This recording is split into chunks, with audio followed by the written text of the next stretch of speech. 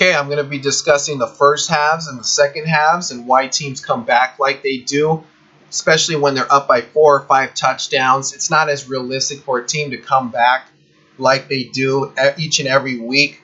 And yeah, this, like I said in my last video, it does have a lot to do with stamina and energy that the team loses because they came out too aggressive in the first half. But it's not as realistic for it to happen like it does, especially being up by 5 touchdowns, just because the coach made a little bit of an adjustment at halftime.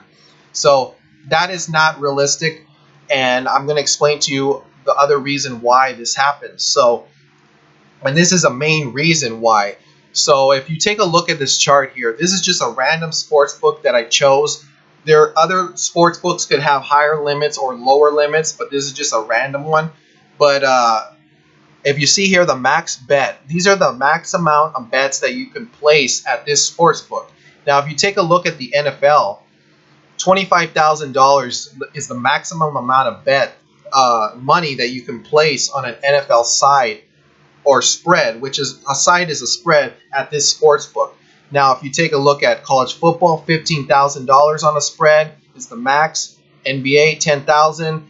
College basketball, $5,000. Now, we're going to stick with the NFL here.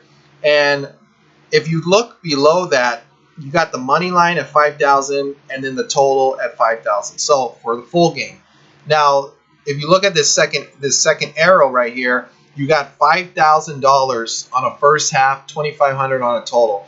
Now, look at the difference between a full game side and a first half side. That's a $20,000 difference that you can place on a full game spread compared to the full game, the first half spread.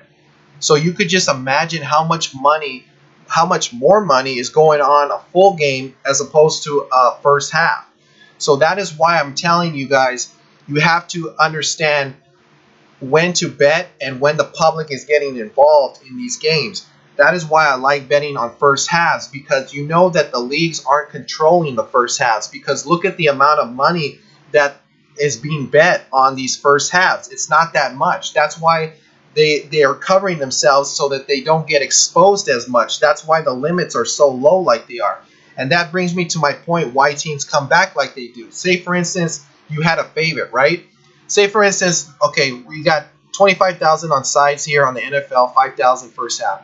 Now, say you have the favorite, you're winning by 4 touchdowns, and say the public is heavy on the side that you're on, but you don't know it. Say you're an amateur, you just handicap the game, and you don't know anything about them controlling games or anything like that. Okay? Now, you have the favorite, and you're winning the first half for the full game. Say you bet the full game, you're winning it in the first half, you're up by 4 touchdowns. Okay? Now, the first half won on the favorite. Now, when the second half starts, there's so much money on this full game. Don't forget, $25,000 on spreads you can place for the maximum amount of money you can bet. So what they're doing is they're starting to control the game. They're up by 4 touchdowns. The refs, start throwing penalties for your team. Before you know it, you're losing the game. You lost all your money, and you were a victim because of all that public money that was on your side, and you didn't even know it. So that is what happens in the NFL and in sports in general.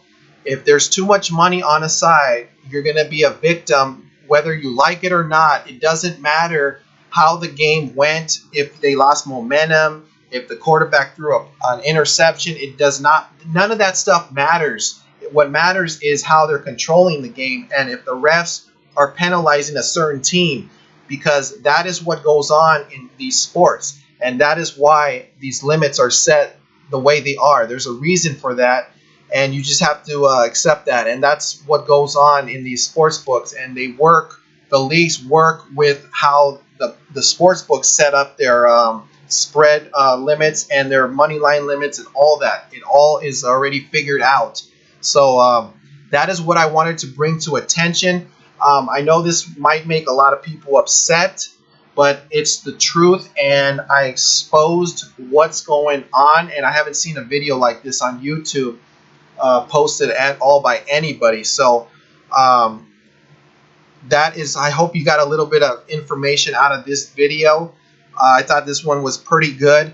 So I'd stick to betting first halves. If you're a true handicapper, if you like to bet on sports and you like to read a lot and you want to bet on a game, I suggest betting on a first half or on games. Take a look at the limits. Take a look at the limits from sports books and bet on the ones where the limits are very low, because the chances are you're not going to get caught up in the mess where they're controlling a game for the full game.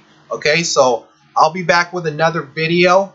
I hope this one was informative. Like I said, stay tuned for more videos. Comment, rate, and subscribe, and I'll see you then.